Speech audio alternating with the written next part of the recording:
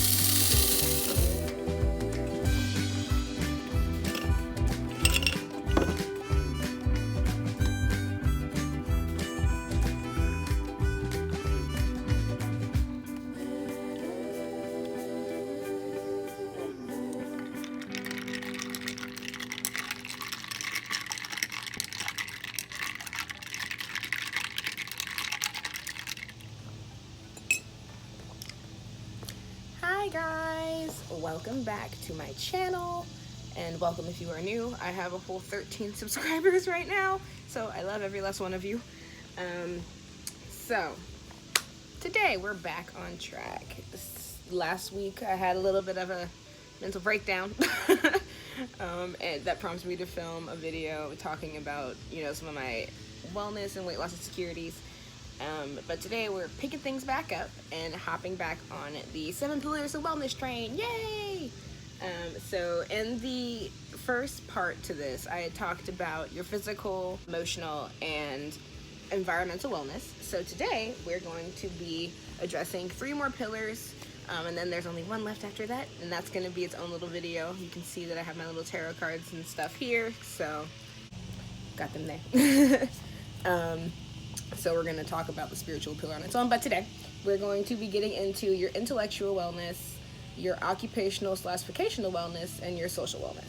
So you saw me reading that little book on adulting because I legally am an adult. Mentally, I don't know where I am.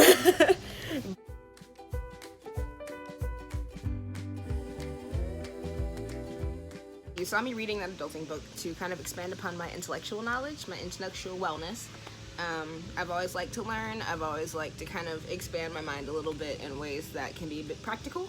But the definition of intellectual wellness is to have mental stimulation, feel the drive to create things and finding inspiration, as well as having continued learning, but just keeping your mind active in a regular way. So reading is obviously, we're going to just hop straight into the tip number 1. You saw me reading a book. Reading is a fundamental way. It's fun for dementals, you get it. It's a great way to obviously expand upon your intellectual wellness because you're filling your brain with literal words, and if you're like me and read nonfiction, facts and science and all kinds of stuff, you're keeping your brain very, very active because you're taking the time out of it to process information. Another one could be taking a course or a class or workshop. I want to get my personal training certification. Hopefully by the time this is uploaded, I will have purchased my course. But obviously taking classes is a great way to, one, learn, but also have application to, what it is you're learning. Action can help with retention, and taking those classes allows you to, or courses or workshops or whatever, allows you to really get immersed and really engage your brain activity there. Pursue higher education. College isn't for everybody, but if that's something that you're interested in, I highly encourage it. I have a degree in health, which is why I'm making this channel. I wanted to be able to put my degree to use somehow. But if higher education is something that you want to pursue, I say go for it. Look into it for all the ins and outs of it, because it can be expensive. But just higher education in general. College may not be for you, but maybe if you're an artist, for example, you can pursue multiple art classes in that regard. And healthy debate. Now, this one was kind of interesting, but it's helpful to have people who challenge you in a way to allow you to formulate good arguments and thoughts. So we're not saying pick fights with people, but it's helpful to have people in your circle with differing opinions to kind of keep your brain on go mode when necessary and be able to defend your stance when needed. It's a great way to obviously create rapport with people, but also be able to feel more confident in your stance on certain things. So having healthy debates with others can be a great way to boost that intellectual wellness as well. I am coughing up a storm today. I promise I'm not sick. My throat is just dry. Don't come for me. I'm in my house. So your second pillar, social.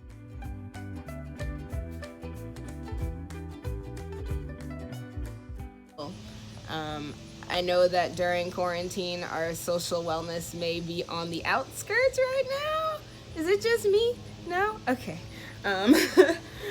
Yeah, so we obviously can't get together with our people how we usually would and how we would like to. But your social wellness definition is how to successfully interact with the world and community around us. And if that means you have to be video chatting because of, you know, what's going on in the world right in this present moment, 2020, September something, September 2nd? Yeah. But if that means you have to video chat to kind of have that successful interaction with people around you, do it. Communication skills, as well as having intimate moments with others and creating a loving and supportive loving network. I said loving twice. I wrote that twice. Of people who you care about. So obviously your family can be an aspect of this, and it also begets a sense of belonging. This is a term where I would involve my friend family in addition to my, you know, my blood family, because you want that sense of belonging. I feel like that's the most crucial part of the social wellness pillar, because if you don't feel like you belong, you're kind of just floating, right? So to do this, to have that cultivated sense of belonging, good communication skills, and successful interactions with people who love you and care about you, you can start with building healthy relationships. So this, I feel like, comes with time. To learn, I wrote be aware of the signs. To learn and be aware of when things are not meant for you.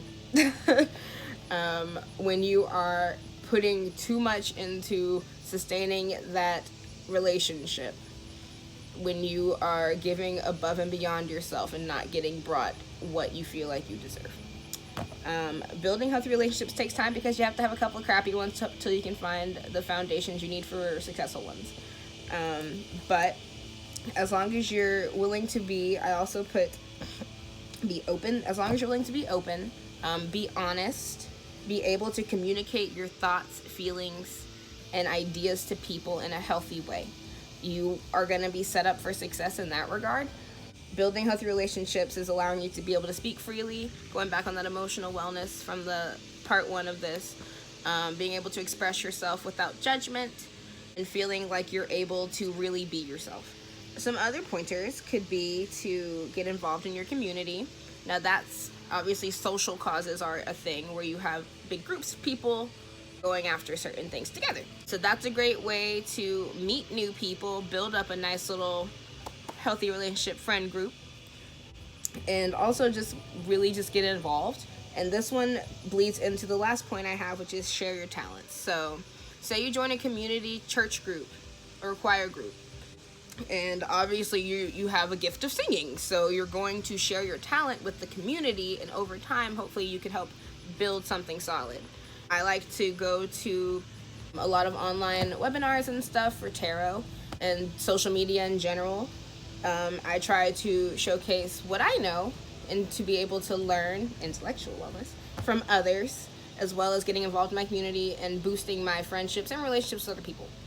That's your little social wellness pillar. And lastly, we're gonna break down the occupational / vocational.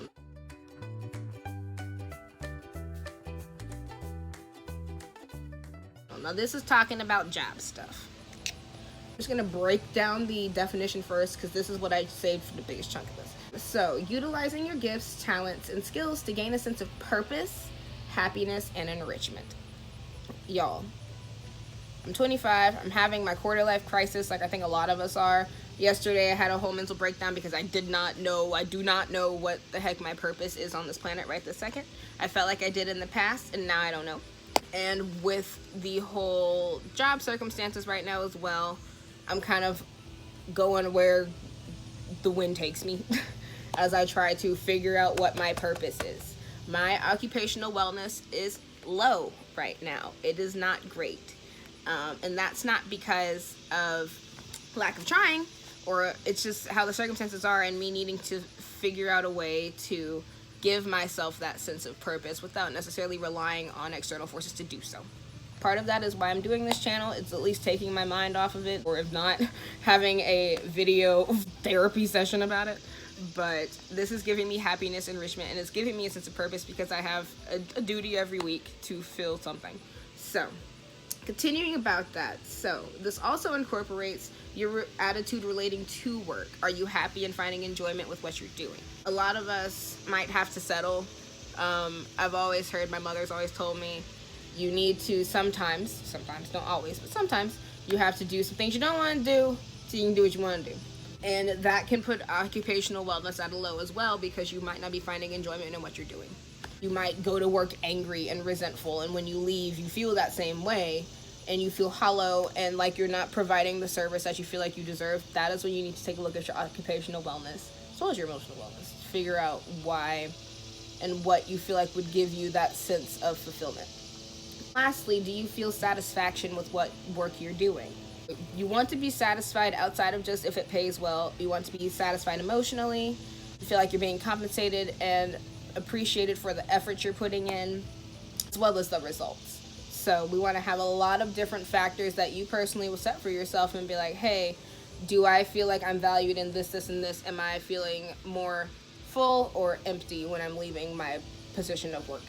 We're going to get into your tips. So making a vision or a goal for your life. I'm thinking vision board if I do a video for that, but what is your plan? What the heck do you want to do? And I'm not saying you have to have all of the answers, but if you had your ultimate lifestyle, if you want wealth, and fame, I don't care about that stuff, but if you want to be rich, what would you want to do to get you there? If your end goal is money, what plan do you have to get you there? What kind of lifestyle do you want to live? Do you want to be healthy? Do you want to have a large group of people, a network around you? How do you get to those goals? And set them smaller too. But you do need to have a big grandiose finish, right? We don't necessarily have to blow it out of the water, but we do want to set our sights a little bit high to try and boost us to get there, and then from there break them down into smaller sections. Choose a career that matches your interests, talents, and personality. Like I said earlier, a lot of us do feel like we have to do the bare minimum to get to even begin to try and get to where we want to go. If you are doing this vision goal for your life, what would be your career path? Would you be an entrepreneur? Would you like to teach? Do you want to pursue acting? Are you an artist? What career path do you think could give you the skill set and the preparation you need to pursue your goals? And then lastly, while you're trying to pick a career, say for example college. I went to college as a nutrition major for 2 years until I had to switch it because my grades were not that great. We got better, but there was a very, very narrow acceptance rate and I was not going to get in it. So I had to change my sights from nutrition to public health. And that brings me to our last point, which is said, be open to changing directions and be open to picking up new skills. If you want to pivot your life in a different direction, say screw it and do that. Now, I'm not saying do it blindly. Prepare, obviously. Go look up what routes you would need to take if you need any other additional resources or support to get to where you're going. But don't be opposed to changing the direction. Life is about fulfilling your purpose. It's literally why we live until we die, is to figure out where we belong in the world. And there's no reason why we feel like we have to just scrape the bottom of the frickin' barrel to do that. We have the ability, mental capacity, and willingness to completely make our lives and manifest what we want. That's what this channel is about. And a lot of it begins with your mindset and being open. Sacrificing all of your time for little payoff. It's not it. It's not it, sis. It's not it, bro. Like it ain't it. And you need to be open to pursuing what makes you glad and what makes your soul smile and what makes you feel like I would do this for free, but I'm happy I get paid for it. Alright, so I'm going to be on an occupational wellness journey as well. I'm definitely feeling that a little bit of limbo, and I would like to very much get out of it.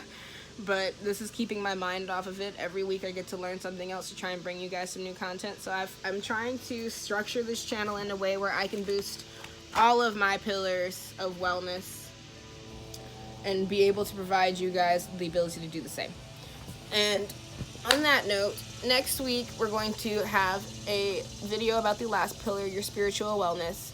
And we're going to talk about my spiritual awakening, ways that I was able to cope with it, because I feel like a lot of people right now are waking the heck up and being more open to different messages and signs from the universe and from source.